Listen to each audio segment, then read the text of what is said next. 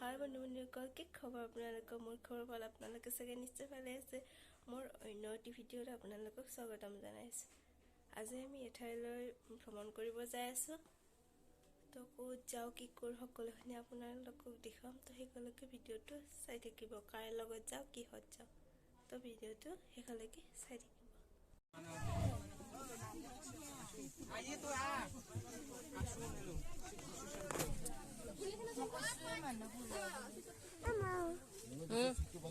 মাজত বহা